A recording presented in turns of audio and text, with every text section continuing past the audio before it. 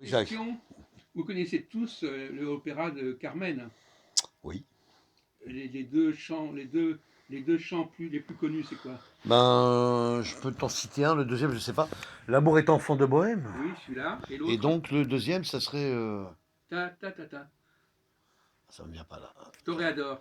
Ah, Toréador. Toréador. Oui, c'est bon. Voilà. C'est bon, Jacques. Alors, Exactement, il y a les deux. vous connaissez pas, vous? Effectivement, Non, pas du bravo. tout, non. Voilà. Oui, oui. Je connaissais. Ah, c'est quand même. C'est un Ça, problème.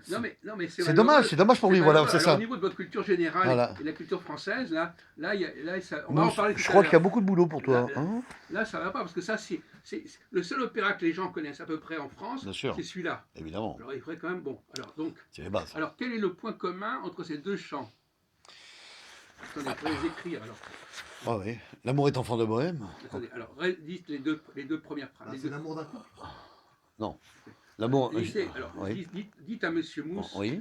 le texte, les deux textes. Alors, l'amour. L'amour est enfant de Bohème qui n'a jamais connu de loi. Ensuite. Et si tu m'aimes comme moi je t'aime. Et Non, après, si tu ne m'aimes pas, si tu m'aimes pas, je t'aime. Et si je t'aime, prends garde à toi. prends garde à toi. Voilà. Et le deuxième. Alors, Toréador. Oui. Toréador. Ton. Après, je zappe un peu. Toréador. Prends garde. Prends garde, d'accord. Mon œil noir. Oui. Te regarde. Ah, d'accord. Je connais pas trop bien le texte. Quel est le point commun entre ces deux textes? Ben, il y a le mot prends garde. Voilà. Prends garde, c'est-à-dire on le retrouve dans le premier, dans le curieux, premier texte et dans le deuxième texte aussi. Les deux chants les plus connus reprennent la même phrase. Ah, oui. C'est un peu étrange. Bah, c'est ce qu'a fait. Bah, c'est marrant que tu m'en parles, Jacques, parce que là, j'écoutais justement Catherine Lara et Véronique Sanson. Et dans des deux textes musicaux, on retrouve exactement les mêmes refrains Oui, de. Voilà. Ben, voilà. Bon, alors, on va avant d'aborder des choses. Alors, bon, encore une histoire. Alors, Oui. quand on traverse Paris, Oui. Quelles sont les trois populations avec lesquelles on peut avoir une relation de sympathie, si on veut? Relation de sympathie. Population. Les jeunes. Alors bon, catégorie les populations, le mot population, j'ai employé, c'est un mot très général. Hein. Ah, mais alors d'accord, population étrangère, population extérieure. Non, des jeunes et des vieux. Il y a d'autres formes de population. Des classes sociales? Non, il y a d'autres populations. D'accord. Dans la rue, quand vous vous promenez, admettons par exemple actuellement, oui. Il n'y a pas beaucoup de gens dans la rue. Oui, il y a quoi qu'est-ce qu'on rencontre dans la rue, à part les gens? Bah, des animaux. Des animaux. Bravo. Les animaux sont des populations. Voilà. Donc c'est déjà.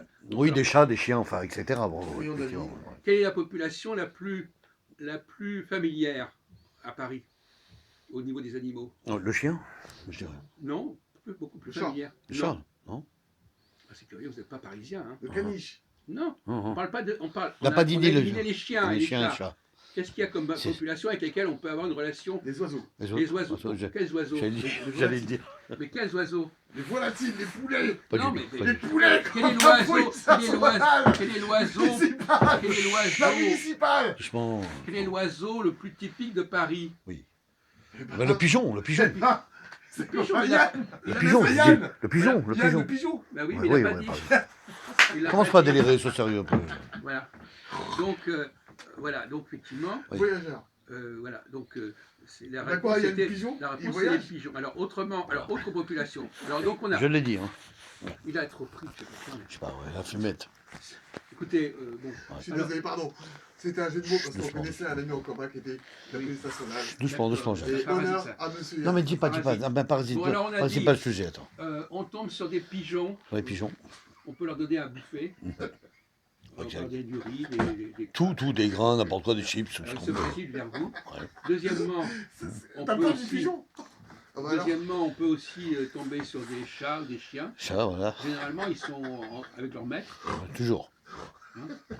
Et puis, quelle est la troisième catégorie avec laquelle on peut lier le contact?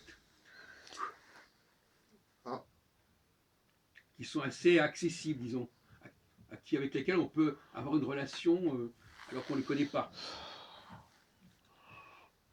Attention, il y a un point là. Est-ce que ça reste les La animaux télépathie. qu'on a cités, Jacques, ou c'est d'autres animaux? Par Non, télépathie. c'est des gens. Des gens? Ah, d'accord, d'accord. Et même, je dirais que notre quartier est particulièrement connu pour ça. Le quartier où nous sommes ici. Oui. Les gens? Les SDF.